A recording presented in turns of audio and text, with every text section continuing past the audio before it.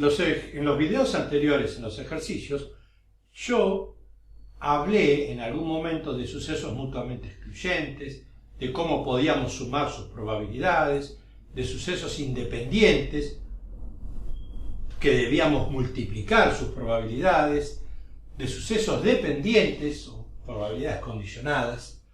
Eso es algo que está explicado en el curso anterior, el curso de probabilidades 1, introducción. Pero ahora es necesario hacer algún repaso de eso, de esos conceptos básicos, y lo vamos a hacer a partir de una definición axiomática de la probabilidad y de los distintos tipos de sucesos. ¿Por qué? Porque de ahora en más eso se nos va a presentar de diferentes maneras en todos los problemas. Y es muy importante que nosotros conozcamos las relaciones entre los diferentes sucesos, sucesos compuestos, sucesos un poco más raros, y las fórmulas que nos permiten calcular las probabilidades. ¿Sí? Es como conocer las herramientas. Hasta ahora veníamos diciendo, bueno, si hay que clavar un clavo, usaremos el martillo, si hay que cortar una madera, el serrucho. Ahora vamos a decir, estas son las herramientas que tenemos. Las vamos a necesitar usar en algún momento. Cuando las necesitemos, la tenemos que tener. La tenemos que tener en la punta de los dedos. Muy bien.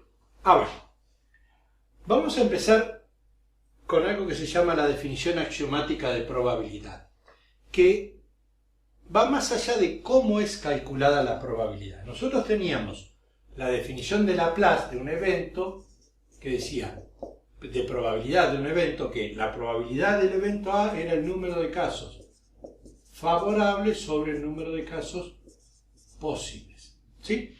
Esto es la fórmula de Laplace. Es lo que usamos en los últimos ejercicios que hicimos. Lo resolvimos con combinatoria, pero utilizando este concepto. De ahora en más, vamos a empezar a cambiar un poquito las cosas. Empezamos planteando otra cosa. Vamos a decir lo siguiente. La probabilidad de un evento A es un número que está entre 1 y 0. Si la probabilidad de A es 0, esto equivale a decir que A es imposible. Y decir que A es imposible es equivalente a decir que su probabilidad vale 0. Por el contrario, si la probabilidad de A es igual a 1, esto equivale a decir que A es un suceso cierto. Fuera de estos dos casos particulares, la probabilidad va a ser un número entre 0 y 1. Eso es muy importante. Muy bien. Si yo represento con diagramas de Venn los sucesos A y los sucesos donde A no ocurre, su complemento, y esto es el conjunto universal, algo fundamental es que la probabilidad del universal vale 1, porque es seguro que mi evento va a resultar en algún lugar del universal. Si no es universal está mal, porque el universal engloba todos los resultados posibles. ¿Sí? Algo muy importante es lo siguiente, y acá voy a hablar en términos de teoría de conjuntos. A intersección no A es el conjunto vacío. ¿Qué es no A? No A es el complemento de A, lo que no está dentro de A. No hay medias tintas, ¿sí? O está en A o no está en A, no puede estar en el medio, ¿sí? O pertenece a A o pertenece a su complemento. Por lo tanto, es muy importante esto, la probabilidad de A y no A, o sea, de la intersección de estos, es la probabilidad del conjunto vacío. Y la probabilidad del conjunto vacío es 0. Porque algo va a suceder. O va a suceder A o no A. Muy bien. Volviendo a esto que se llaman sucesos complementarios. A y no A son complementarios. A unión no A es precisamente el conjunto universal. La probabilidad de A o no A, que equivale este O a esta unión, es la probabilidad universal. Y la probabilidad del universal es 1. Lo habíamos planteado por acá. Muy bien. Como A y no A son mutuamente excluyentes porque su probabilidad conjunta es 0, ¿ven? Es imposible que se den conjuntamente. Estos dos siempre son mutuamente excluyentes, ¿sí? Mutuamente excluyentes. Esta es una de las definiciones más importantes. Entonces, la probabilidad de uno u otro, la probabilidad alternativa es la probabilidad de A más la probabilidad de no A. Y esto va a ser igual a 1. Esto lo vamos a ver muchas veces, incluso escrito de esta manera, como P más Q igual a 1, donde Q es la probabilidad complementaria de P, es la probabilidad de que no ocurra el suceso asociado a P. ¿Está? Toda esta nomenclatura tiene que ser algo de uso frecuente. La única solución es hacer ejercicios una y otra vez, ¿sí? Bueno, esto en cuanto a la relación entre A y su complemento, ¿sí? Dijimos que esto era el complemento de A. Muy bien. Vamos ahora a plantear qué pasa cuando tengo dos tipos de sucesos. Dos sucesos A y B, que no sean necesariamente uno y otro complementarios. Bueno, fíjense cómo voy a representar yo. Esto es A y esto es B. Si se da A, no se va a dar B, porque no hay una zona común. Si se da B, no se da A. Quiere decir que A intersección B es el conjunto vacío. ¿Alguien podría decir que es exactamente igual a este? No, porque acá, si bien es análogo a la parte de la intersección, no forman todo el conjunto universal. No es lo que se llama un grupo exhaustivo. Puede haber ni A ni B, pero lo que me importa es esto. Si A intersección B es el conjunto vacío, la probabilidad de A y B, ven que la intersección la convertí en un I, la probabilidad de esto es la probabilidad del vacío y es 0. Eso indica, si la probabilidad conjunta de ocurrencia conjunta es 0, que A y B son mutuamente excluyentes. No son independientes. Cuidado porque muchos confunden y creen que como están separados, son independientes. No, no son independientes. Precisamente por esto, si se da uno no se puede dar el otro. Bueno, si son mutuamente excluyentes, esto es muy importante. La probabilidad de A o B, que es igual a la probabilidad de A unión B, que no es el conjunto universal en este caso, acá sí lo era, esto va a ser igual a la probabilidad de A más la probabilidad de B. Sumo directamente las probabilidades individuales. Esta fórmula es fundamental, este concepto es fundamental para hacer el primer planteo básico de casi todos los problemas. Bueno, ¿qué pasa si yo tuviese una representación así, supongamos de esta manera, para no dejar algo en el tintero, que es un suceso A, un suceso B, otro C y otro D? Todos entre sí lo que se dicen disjuntos, ¿sí? Que A intersección B es el vacío, A intersección C es el vacío, A intersección D es el vacío y así siguiendo. B intersección C, así todos, disjuntos 2 a 2. Son mutuamente excluyentes y además forman la unión A, unión B, unión C, unión D, es el universal. Entonces, la probabilidad de A, o B, o C, o D, la probabilidad de que ocurra alguno de esos cuatro, es igual a la probabilidad de A más la probabilidad de B, más la probabilidad de C, más la probabilidad de D. Y eso es igual a la probabilidad del universal, o sea, 1. Esto que forman, estos cuatro forman un grupo exhaustivo, porque agotamos todas las posibilidades. Piensen en quedar exhausto cuando uno queda agotado. Exhaustivo es eso, yo agoto todas las posibilidades entre A, B, C y D. La suma de sus probabilidades tiene que dar 1. Y esto también lo vamos a usar para verificar.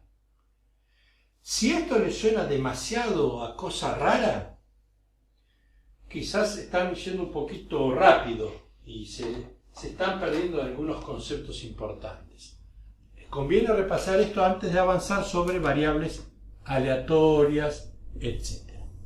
Bueno, acá hablé de sucesos mutuamente excluyentes, ¿sí?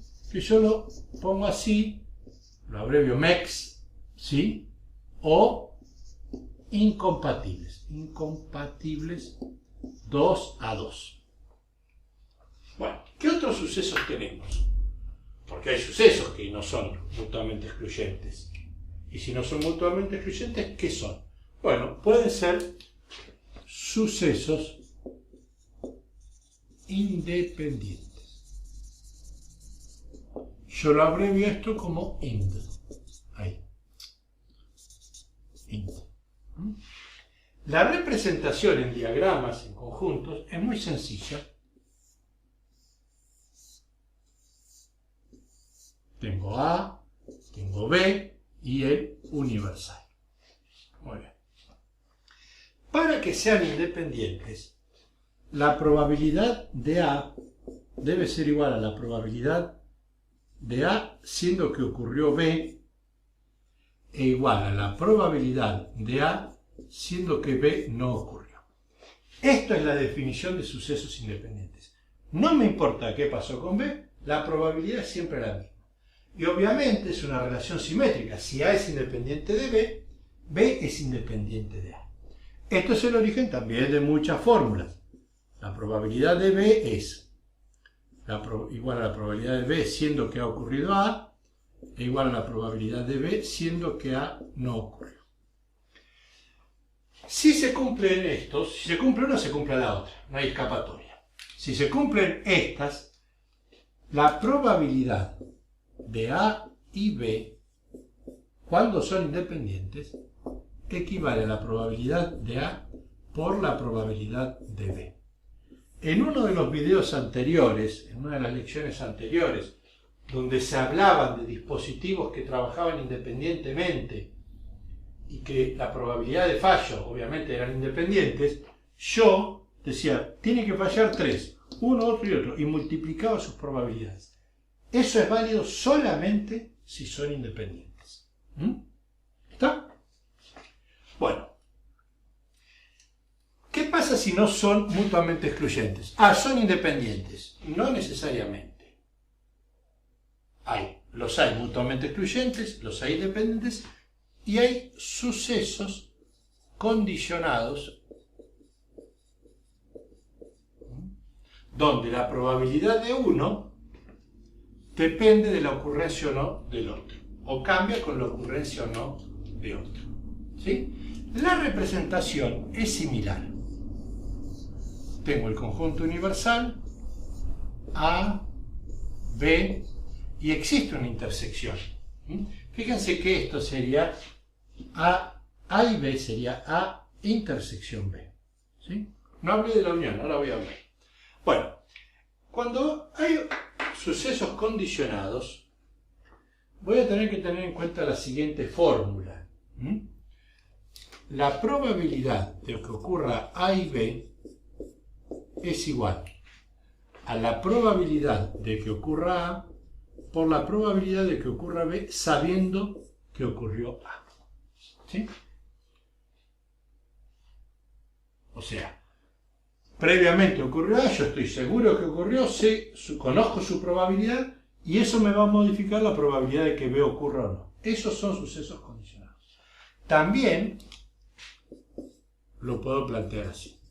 Y esto da origen a fórmulas muy importantes. Puedo decir, esto es la probabilidad de B, que pudo haber ocurrido antes, por la probabilidad de A sabiendo que ocurrió B. No se cumple esto, no se cumple esto porque estas probabilidades no son las probabilidades puras, básicamente de un elemento, de un suceso, sino de un suceso condicionado, tiene que haber pasado algo. No se cumple esto otro, perdón, por acá, esto. Pero hay una fórmula que se cumple siempre, que es fundamental. Se va a cumplir siempre, siempre, siempre. Para todos. A y B, para todo suceso A y B, ocurre que la probabilidad de A o B, lo que llamamos A unión B, es la probabilidad de A más la probabilidad de B menos la probabilidad de A y B. Esto vale siempre. La diferencia es cómo se calcula esto en cada una de las situaciones. Si son mutuamente excluyentes, si son independientes o si son condicionados. Fíjense, esto que corresponde a esta parte, si yo digo la probabilidad de A es todo esto. La probabilidad de B estaría representada por esto. Y la intersección la estoy contando dos veces, por eso la resto. Esto será 0 si A y B son mutuamente excluyentes. Y me queda esta fórmula que la vimos allá. Será probabilidad de A por probabilidad de B si A y B son independientes.